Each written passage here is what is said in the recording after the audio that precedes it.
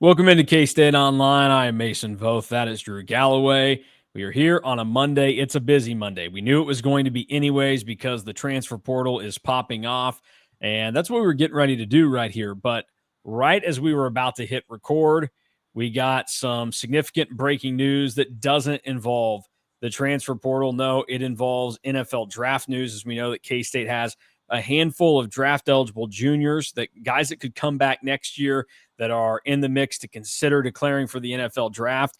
And one of the big pieces just did that for K-State. Corner Jacob Parrish started the last two seasons, got some run as a freshman in the Big 12 title season, and now he has declared for the 2025 NFL draft. So this was not something that was totally unforeseen. This was one of those that seemed like it was going to be a real decision that would be made. It was probably, I don't know if his was more 50-50. It probably leaned a little bit more towards the NFL draft. And certainly when you start to hear more and more about the people that kind of fall along with that stuff a little bit better, they have a pretty high opinion of Jacob Parrish, don't they, Drew? Yeah, if you look at some mock drafts and how they go about it, it's a little bit of a dangerous game right now because there aren't a lot of places that go really past the second round at this stage. But you kind of look around at where guys are ranked, and Pro Football Focus is one that I believe they have Jacob Parrish in the top 100, and another one does as well. And when you see that, typically for an underclassman, that means they're probably going, because that means that you're going to be picked at worst round 4, and that's before the NFL Combine and everything. And I believe with the new rules and how the Senior Bowl works, I think Jacob Parrish could be invited to the Senior Bowl as a true junior. And we know that Jacob Parrish is extremely quick and is a very good cover guy, and he will test extremely well. So I wouldn't be surprised if he even rises above that like fringe top 100 and gets into the day 2 of the draft. So you look at that, and it's a big time success story, not just for Jacob Parrish, but for K-State. I mean, you think back to when he was being recruited, K-State got him to commit the signing day of the early signing period in the 2022 class or the 2021 class. And he didn't sign until the late period. And K-State was going to blue shirt him and have him count for the next year. There was talks about having him be a preferred walk-on. Instead, he really blew up that spring, or that winter / going into the spring right before the February signing period. And because of that, K-State ends up putting him on full scholarship and really going from there and attacking it, because he had lots of Power 4 interest.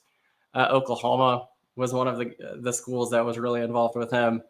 But to go from really an unheralded recruitment to now declaring early for the NFL draft, it's almost on the same trajectory and level of when you think about how that all transpired and went down as Ben Sinnott. And Ben Sinnott was a walk-on at K-State who ends up declaring early. Jacob Parrish almost was a walk-on and played all 3 seasons without redshirting and is declaring early. So big-time success story for him and for K-State. Yeah, it's one of those that it's obviously bittersweet for K-State. You do your job, you get a guy ready and prepped to go be a part of the NFL draft, but you wish you would have had that extra year with him. But as we've seen over time, really in about any professional sport now, football more than any of them, I'd throw baseball out there as well. That is, get your clock started as early as possible is typically the best outcome, unless you're one of the guys, like if you're a quarterback. And you look this year, we know that Shedeur Sanders and Cam Ward and a handful of others, they're going to be that top crop that are going to get first round type money. If you're one of those guys in that rung below, okay, maybe it makes sense if you have another year to come back and wait and play. For everybody else, though, for the Deuce Vaughns out there, his stock was never going to change what it was. For Jacob Parrish, for DBs, it's a really fickle position where, some bad luck, some whatever else, you can get picked on and maybe things don't look as good. I think when it comes to the NFL draft, most guys need to capitalize and strike when the iron's hot. So it makes total sense for Jacob Parrish to do this. It just puts K-State in a much tougher spot than they were already in, because we know that the secondary had its struggles this year, and Jacob Parrish was really one of the lone bright spots in that department. And K-State obviously is going to have to be very active in the secondary in the transfer portal, which we'll talk about later on today. So it's good news for Jacob Parrish. It's good overall for K-State because you're putting a guy in the NFL that will get drafted once again. But it does put him in a tough spot moving forward for next year. Now, the only thing that we don't know at this moment is if he is going to play in the bowl game or not. I'm sure that's a question that many have.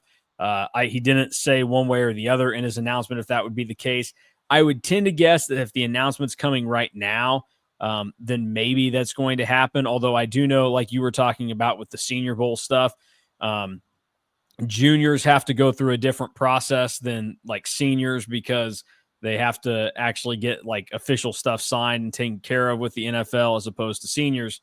Once they're done, they're done. They don't have to worry about it. So there's a little bit of a difference there. So I don't know if that plays a role in it, but we'll monitor that situation as well. And for K-State now, I mean, the talk was that Justice James is a guy that might come back that has another year of eligibility. You certainly want that now with a guy that has experience. And really, he kind of got an elevated chance over the latter half of the season. And I thought gave probably the best corner 2 performance that we'd seen this year, probably better than what Keenan Garber had given K-State at any point. So I think you welcome that, especially now that you know that you're going to have some significant turnover losing Jacob Parrish.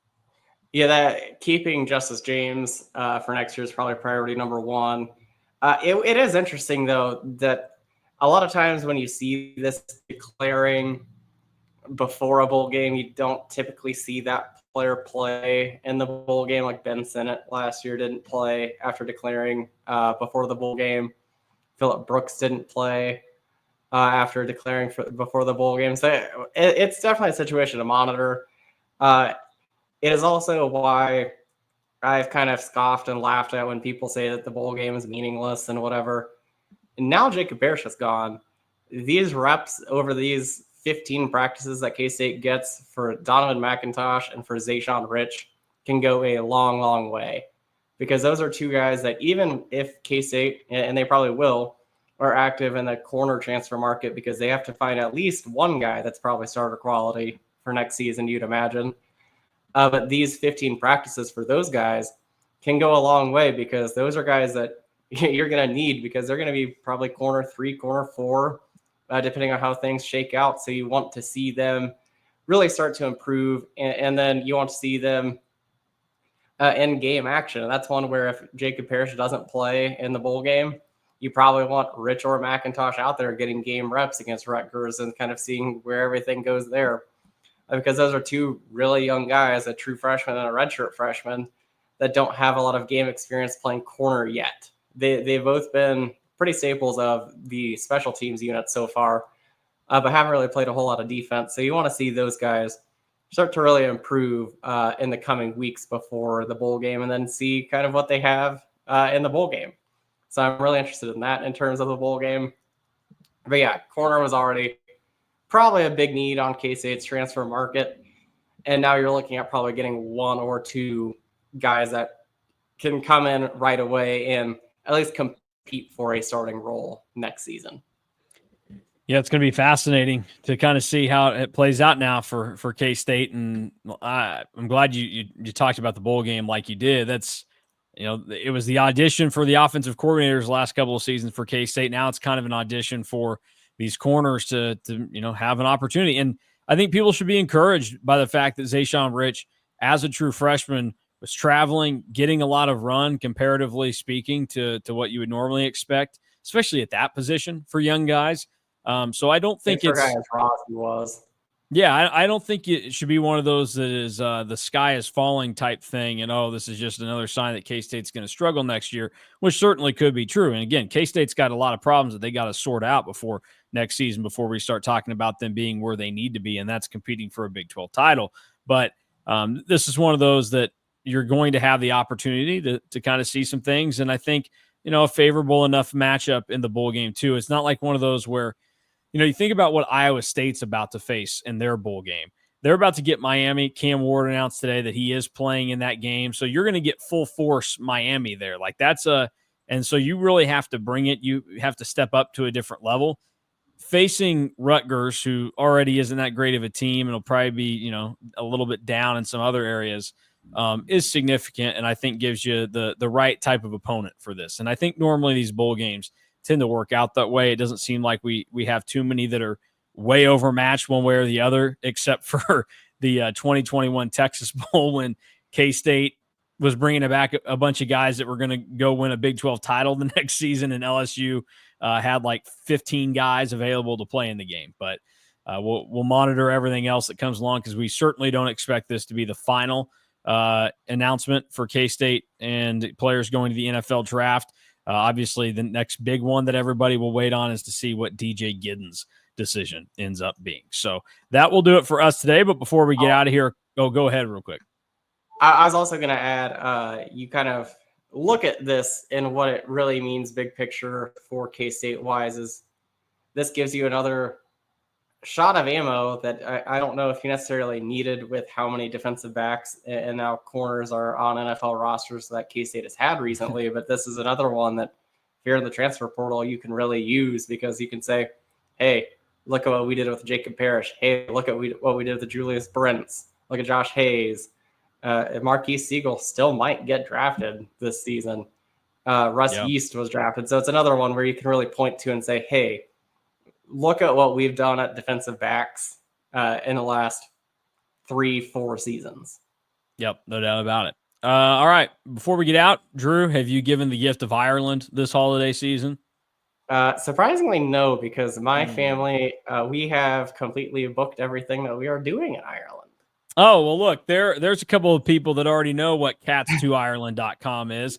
For those of you that don't, it's where you can secure your tickets now through travel and hospitality packages as the Wildcats kick off the 2025 season in the Aer Lingus College Football Classic in Dublin, Ireland. Visit cats2ireland.com for more information. That's cats, the number 2, Ireland.com. So be like the Galloway family. Go to cats2ireland.com. Get everything sorted out and make sure that you're there for K-State kicking off the 2025 campaign against Iowa State.